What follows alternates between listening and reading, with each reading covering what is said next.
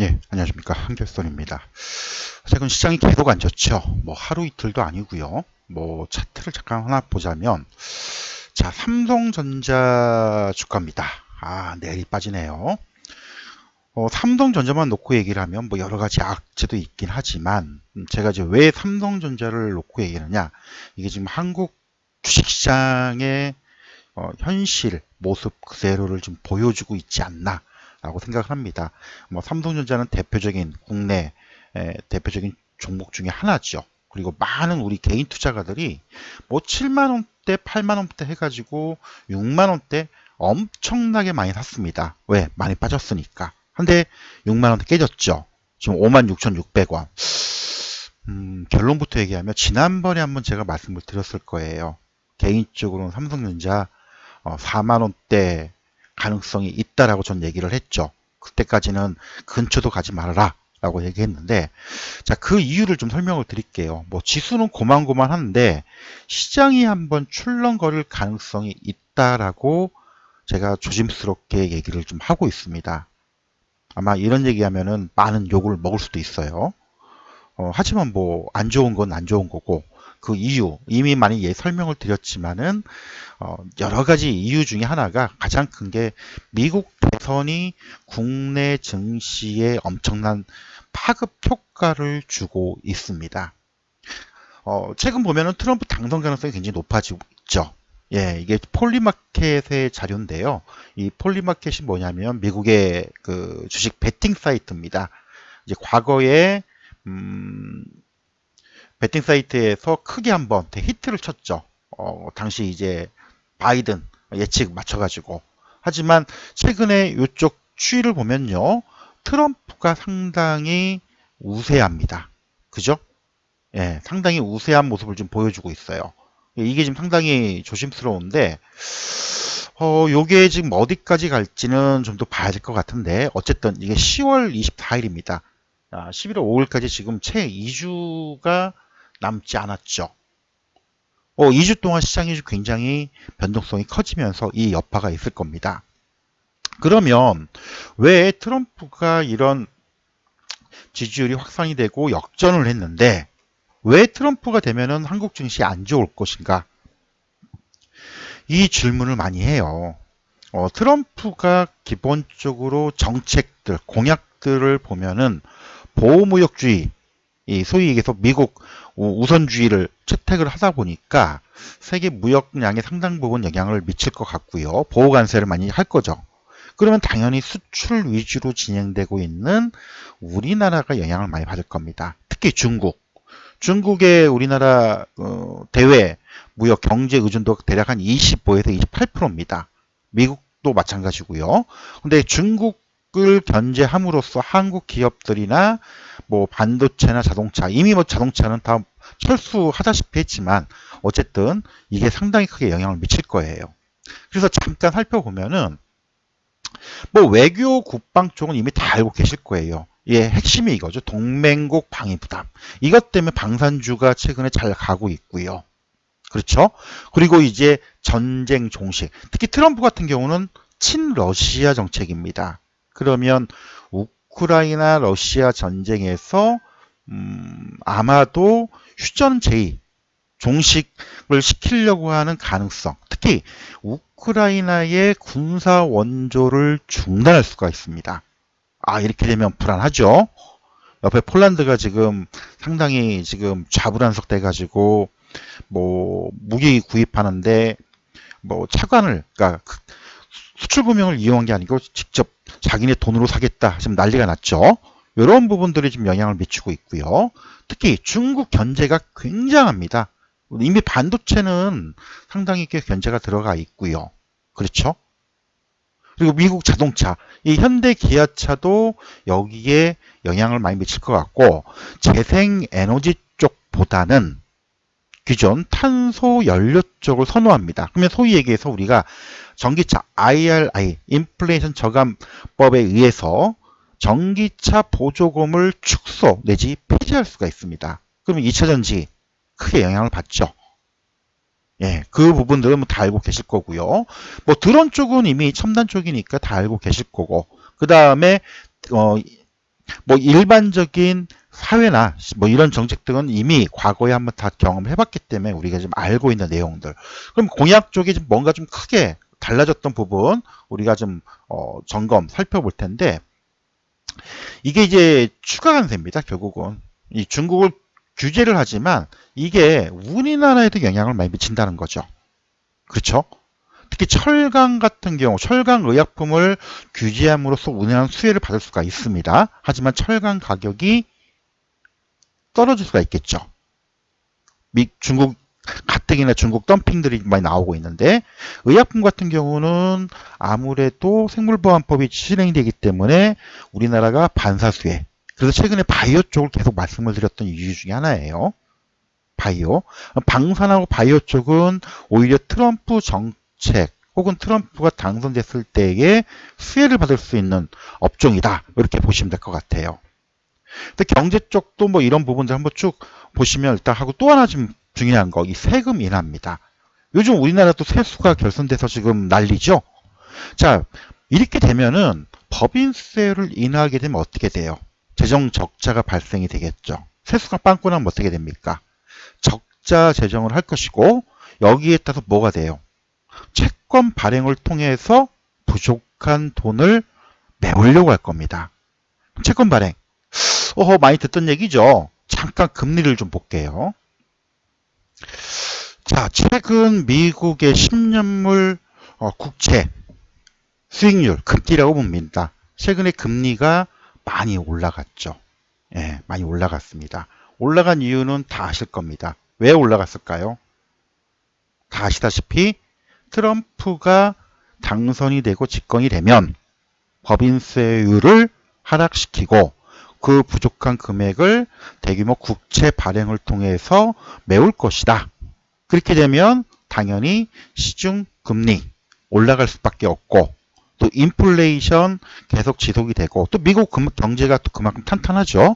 우리나라도 오히려 경제 성장률이 더 높습니다. 지금 2025년도 IMF 세계 경제 전망을 보니까 한 3.2%가량 또 전망이 되고, 우리나라는 2.8% 전망이 되고 있는데, 어쨌든 이런 부분들. 자, 금리가 올라간다. 그럼 채권 가격이 하락하게 되죠. 그러면 소위 얘기해서 주식이나 채권, 이 증권화, 증권 쪽에 투자하고자 하는 소위 얘기해서 위험 자산에 대한 투자 선호 심리가 꺾이겠죠. 안전 자산에 대한 심리가 올라갈 겁니다. 대표적으로 금, 달러. 최근에 환율이 굉장히 강하게 엄청나게 좀 올라갔죠. 이게 바로 이런 여파가 다 미치고 있는 겁니다. 최근에 원달러 환율의 추이입니다. 뭐 요 내용을 보시다시피 뭐 이미 다 설명을 드렸지만은, 불과 9월 말에 미국 금리 인하가 되고 안정권에 들 것이다 라는 얘기가 나오면서 한때 1303원까지 내려갔던 원달러 환율이 지금 1380원까지 치솟았죠. 떨어질 때는 2, 3개월 걸렸는데 오를 때에는 불과 한 달만 올라갔습니다. 그렇죠. 자, 이렇게 되면 어떻게 됩니까? 당연히 외국인들 입장에서, 물론 국내에서 외국인들이 주식을 엄청나게 팔았죠.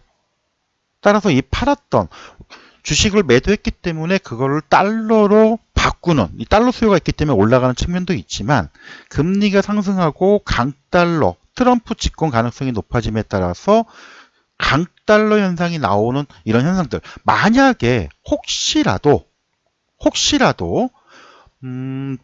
원달러 환율이 1390원대로 올라가게 되면 시장은 한번 크게 흔들릴 수가 있습니다. 왜냐하면 환율이 급격하게 상승하면 어떻게 돼요? 우리나라 수출 경제가 출렁거릴 수가 있겠죠. 금리도 올라갈 것이고. 그래서 지금 상당히 조심스럽고요. 위태한 구간을 지나고 있습니다. 아직까지는 코스피 지수가 잘 버텨주고는 있어요. 근데 약간 뭐라고 해야 되나, 삼성전자가 급락하고 있는 상황에서 여타 종목들이 견조하다라고 밖에 볼 수가 없죠. 코스닥도 마찬가지. 코스닥은 지금 2차 전지가 다시 한번 출렁거리고 무너지면요, 다시금 여기까지 내려올 수도 있습니다. 한번 크게 코스피 지수도 마찬가지. 지금 여기를 버텨주고 있지만 환율이 급등하고 금리가 쭉쭉 올라가려면 지난번처럼 여기까지 내려올 수가 있어요. 이게 즉 다시 말하면 요때 한번 크게 출렁거렸었죠. 왜 그래요? 우리가 소위 얘기하는 엔캐리 트레이딩. 쉽게 말하면 미국이 금리를 내리고 일본이 금리를 인상시킴으로써 소위 얘기해서 엔화 자금들이 미국이나 금리 높은 쪽으로 투자를 했다가 그게 돌아왔던, 그리고 일부 알고리즘 매매도 있겠죠. 근데 이런 현상이 다시 한번 나오지 말란 법이 없습니다. 다시 한번. 이게 지금 굉장히 조심스럽습니다. 물론 이런 현상이 안 나오기를 바랍니다. 근데 만약에 현실화된다면 지난번처럼 시장은 한번 다시금 출렁거릴 수가 있습니다. 이 부분이 상당히 좀 조심스러워요. 그래서 앞으로 미국 대선이 2주가량이 남았는데 이런 정책들, 그리고 이제 트럼프가 아직 지금 지지율이나 여론조사상으로 소폭 앞서 있긴 하지만 아직은 박빙이라고 얘기를 하지만 점진적인 우세 상황들이 지금 벌어지고 있기 때문에 이 현상이 이대로 가게 된다면 아마 한국 증시도 출렁거리지 않을까라고 조심스럽게 생각을 합니다. 자, 그러면 앞으로 우리는 어떻게 해야 되냐 이거죠. 어떻게? 뭐 이미 기본적인 전략에 대해서는 다 설명을 드렸고, 뭐 세부적으로는 어떻게 하라고도 말씀을 드렸습니다. 다시 한번 가이드라인을 제시를 해드리면, 뭐 업종별, 섹터별 시장은 출렁거릴 수가 있기 때문에 우리가 소위 얘기하는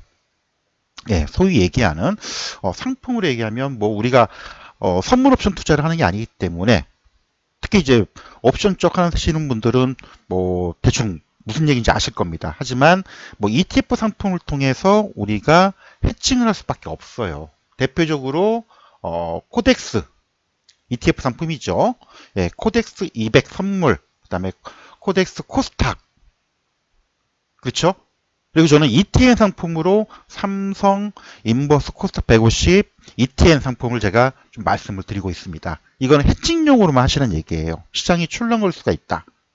그리고 삼성전자에 대해서 다시 한번 말씀을 드리지만요. 저는 지난번에 요 7만원, 72,500원대부터 제가 나름대로 이 삼성 쪽, 특히 삼성 연구소 쪽에 있는 지인을 통해서 제가 말씀 아마 드렸을 거예요.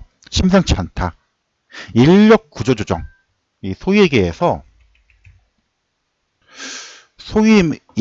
우리가 구조 조정을 할 때에는 크게 세 가지를 진행을 합니다. 그리고 거의 뭐 세 가지를 다 진행하고 난 다음에 짧으면 6개월, 길면은 1, 2년이 걸려요. 지금 삼성이 지금 그러고 있습니다. 자, 삼성이 지금 비용 감축은요, 사실 어제 오늘의 일이 아니에요. 뭐 삼성전자에 다니시는 지인이 있으신 분들, 혹은 삼성전자와 거래를 하는 기업들 내용들을 알고 계신 분도 아시겠지만, 삼성이 거의 한 5, 6년 전부터 엄청난 원가 절감이 뭐냐면 협력업체들